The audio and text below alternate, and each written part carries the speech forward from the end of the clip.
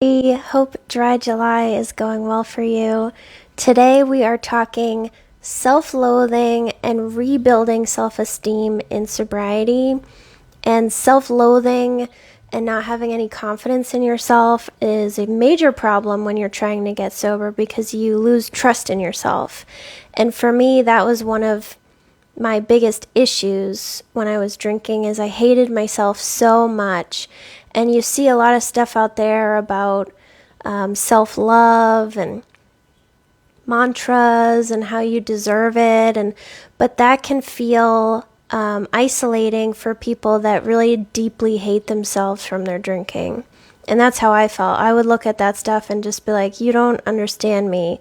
Like, I can't self-love, affirmations, like that's not going to do anything when I hate my own guts.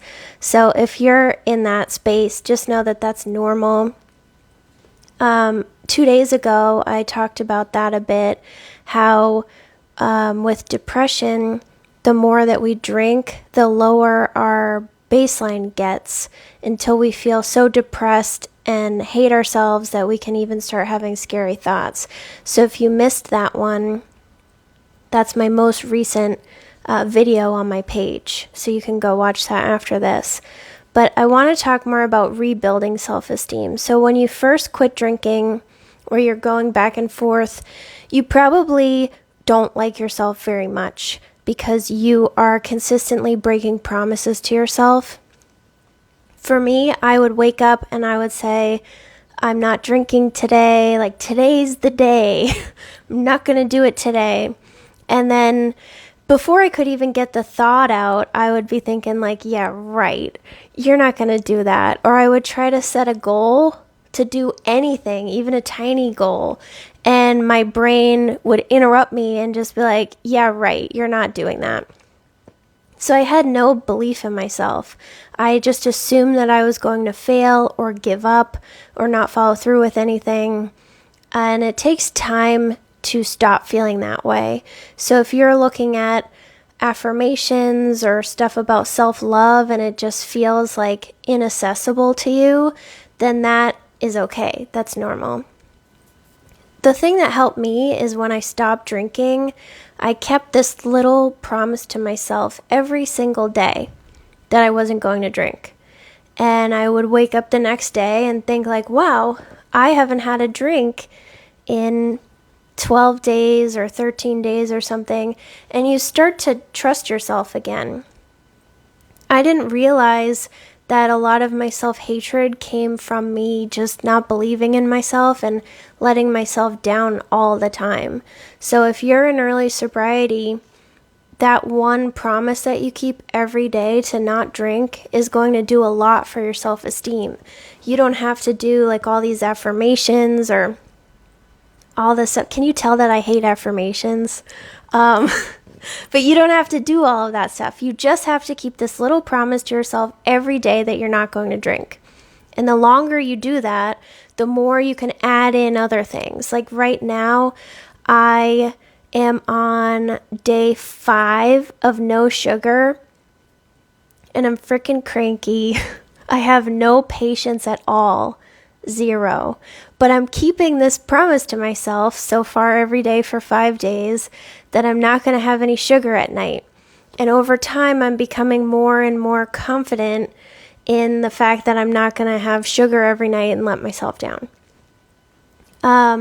Some other things about rebuilding your self-esteem is it takes time. If you are someone who really hated yourself at the end of your drinking, it's going to take you time to like yourself, let alone love yourself. So I wouldn't compare your journey to other people's self-love journey or their like excitement about not having to drink anymore. The way that you feel is totally acceptable. For me, it took 6 months before I was able to feel like I actually liked myself because I really, really deeply hated myself. Like I couldn't stand myself at all.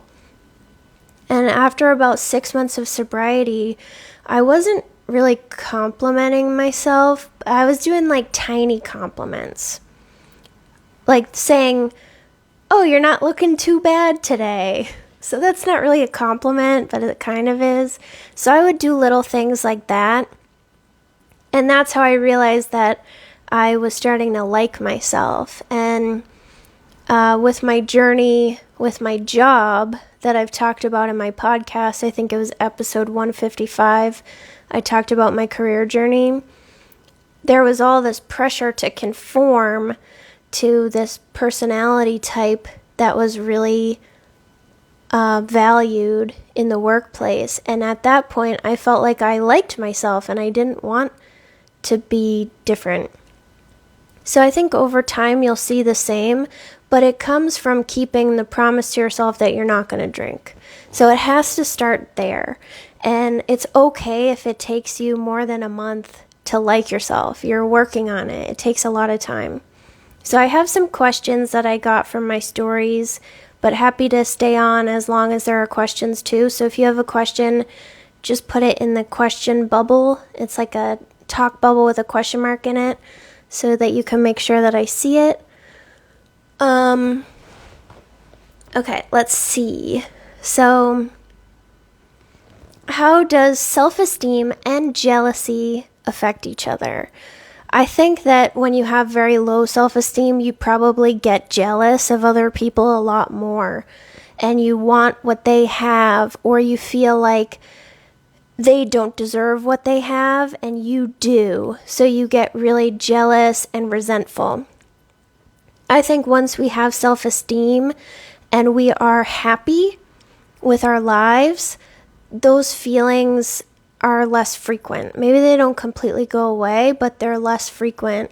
I think if you really don't like yourself and you feel like you're unlucky and nothing ever goes right for you, that is something I would talk to a therapist about first of all. But the more you build your confidence in yourself, the less you're going to feel jealous of other people's situations. So I think it all comes back to liking yourself and liking your own life and realizing that if you put effort into something, you can follow through.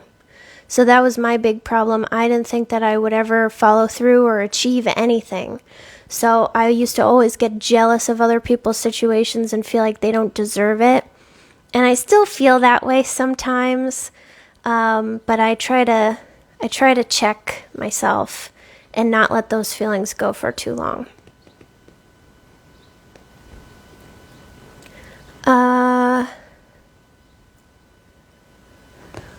What are some key replacement thoughts or mantras to help with self-esteem?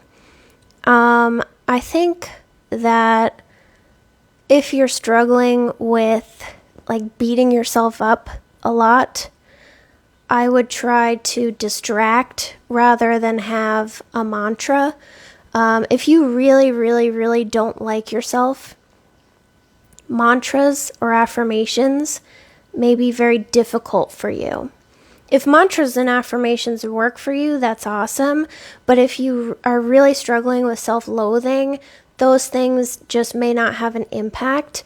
Instead, what I would do is I would try to set tiny little goals, teeny, tiny, achievable goals, and follow through. So I would say, I'm gonna wash the dishes before I go to bed. And if I wash the dishes before I go to bed, then I'm like, oh, look at me, keeping my promise to myself.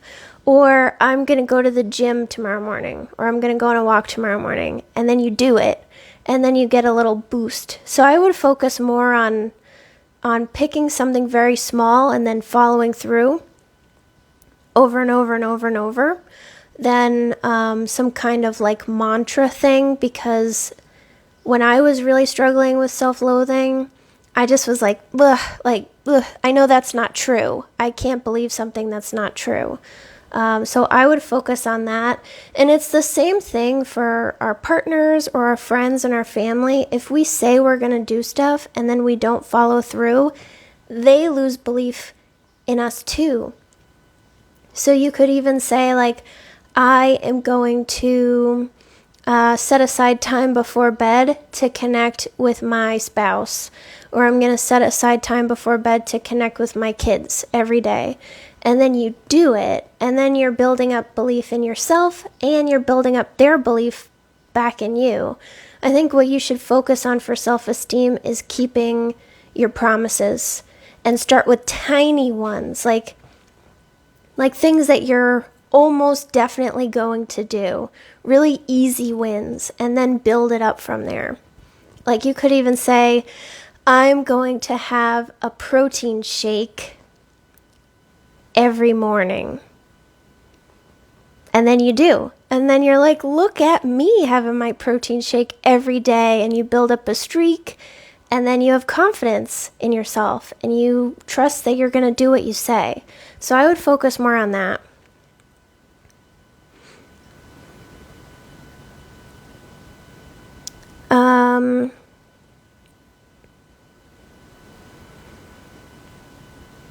This is a good one. How can I stop caring so much about other people's opinions of me?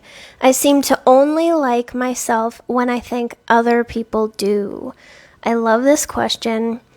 I would say go to therapy.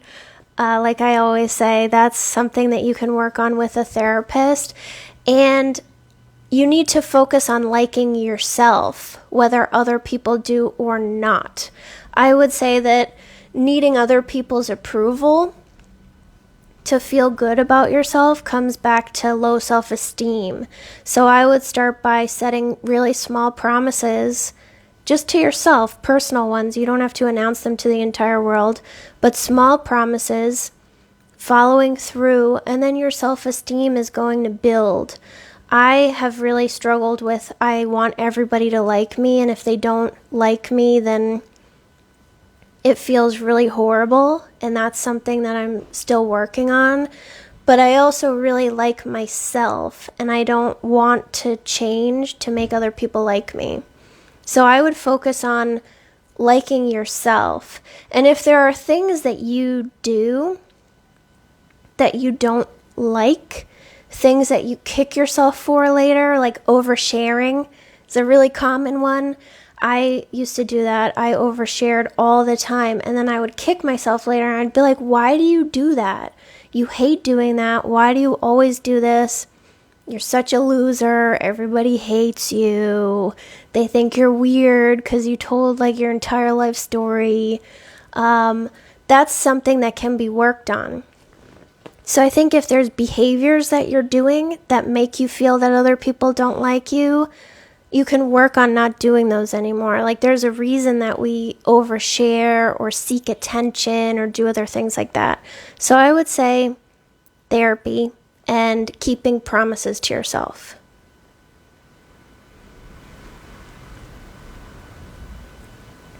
How do you really let go of the shameful, embarrassing moments of your drunken past?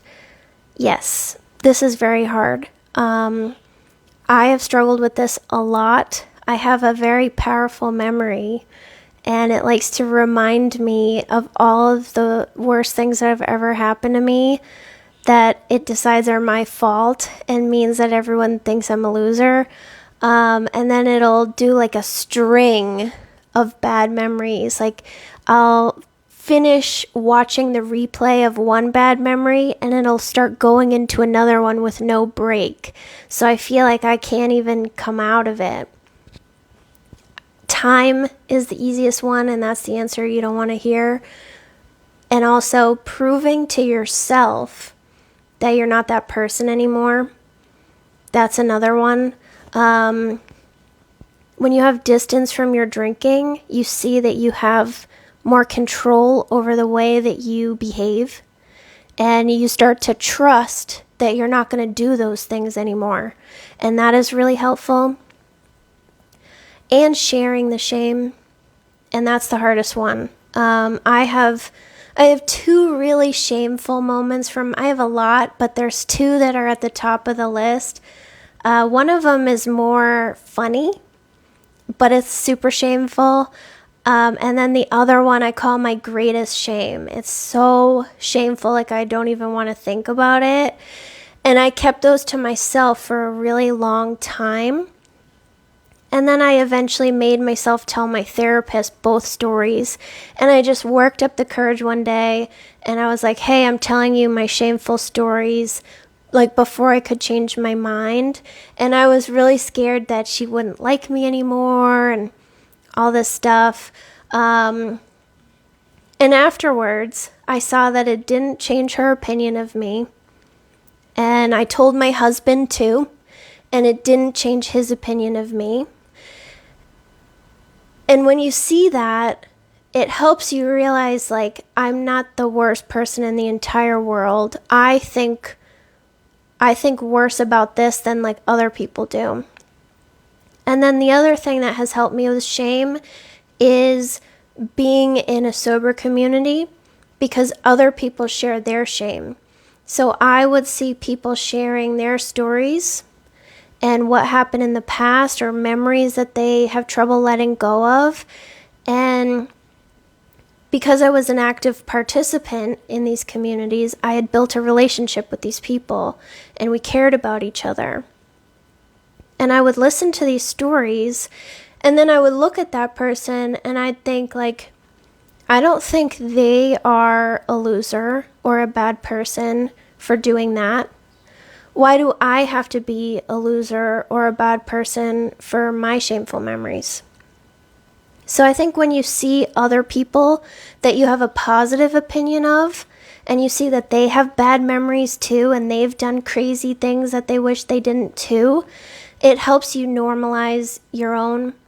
And if it was really bad, or if it's like you're really stuck with it, absolutely work through it with a therapist. But being in some type of sober community, you're welcome to join mine if you're not.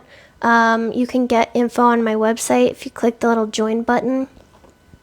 But just seeing that other people have done things too and you're not the only one, it helps. And then having distance and knowing that you don't have to do those things anymore. As long as you don't drink, you don't have to do those things anymore. I think that that's really freeing.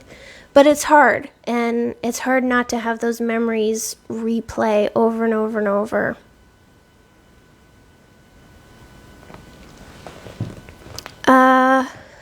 On the same topic, do you recommend seeking people out and apologizing for old mistakes made under the influence? This is tough, and I think it really depends on the situation.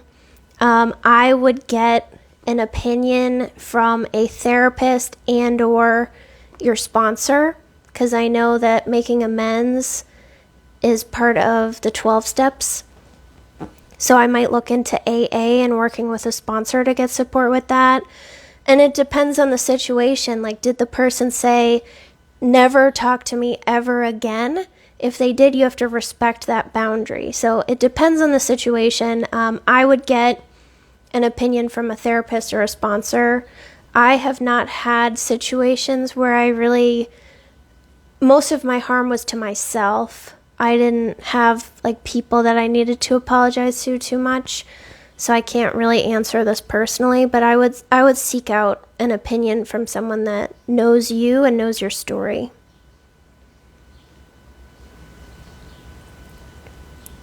Okay. Someone who really judged and criticized my drinking now does not seem to care one bit that I am 2 years sober.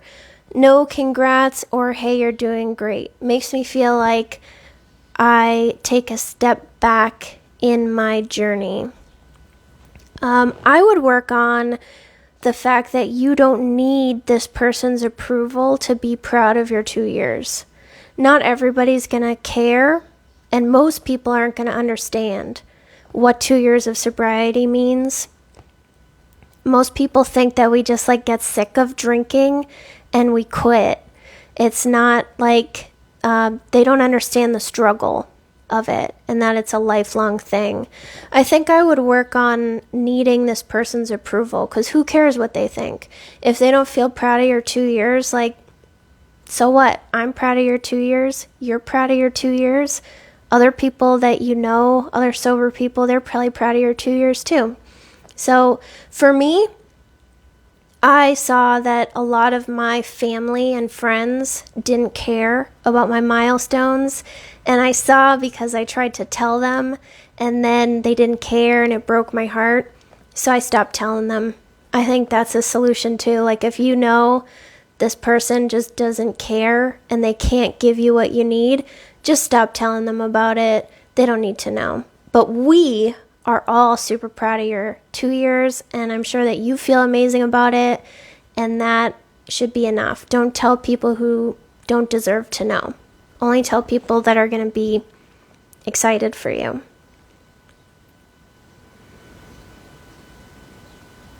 Are there any other questions before I get off? So last call for questions. I'll be back. I can't remember when. I think next week with 2 more lives.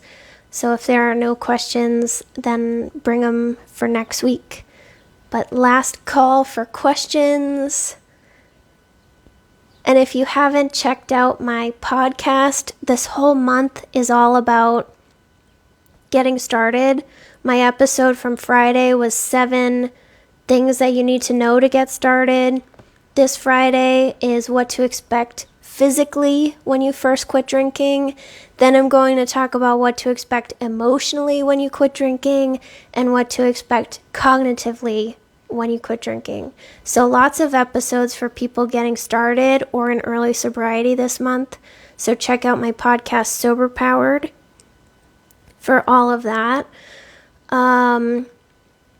Can we discuss more replacement behaviors for self-deprecating thoughts? I don't think you can replace it.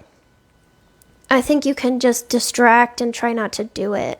Like, for me, I would beat the crap out of myself with clothes. I would put on clothes, or I would try to put some clothes on, and I would feel terrible about my body and the way that I looked, and I would be horrible to myself. So the solution is get rid of all of these clothes that are making me feel bad about myself. I had some clothes in my closet from when I was 21, hoping that like someday I'll be able to fit in them again. And I'm basically the same like weight as my 21-year-old self, but I don't have a 20-year-old body anymore. It's still a fine body, but it's not the same as when I was 21. So I let go of all of those clothes. I donated them. Another 21-year-old can love them and wear them and just feel great about herself, but they're not for me. So I think I would try to look at what is triggering you to beat the crap out of yourself and then fix it or distract yourself from it. Do you beat the crap out of yourself every morning because you weigh yourself? Take a break from it.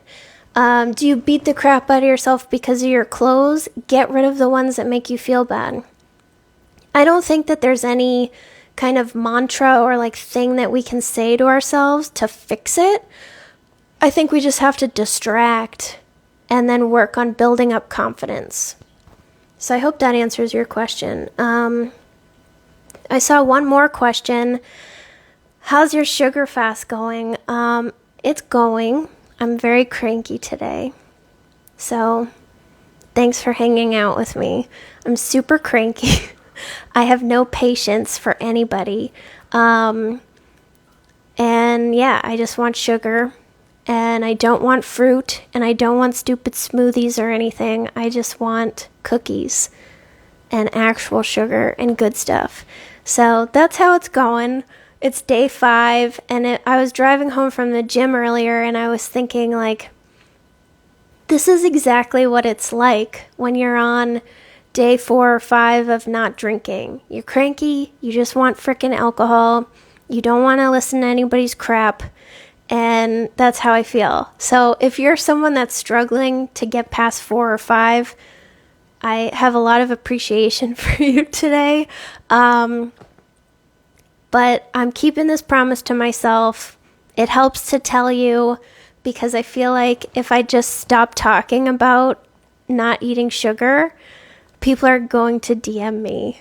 So and I also have one of the members of my community, we're like texting each other about it, and so I can't ditch her either because she's doing it. So I think if you are struggling with getting past the first few days of not drinking, you don't have to make a page and like tell the world about it, but joining some kind of community and telling them what you're doing or posting every day. I love when people in my community will do like a daily, either first thing in the morning post or like at the end of the day post and report on how the day went. I love those. So I think getting some accountability and being present is helpful. And yeah, we're just going to get through it. I'm going to crank at my husband later when he gets home. And that's it. So thank you guys for supporting me with my sugar. Thank you for loving the tiny mic. I hope it's making you happy like it makes me happy.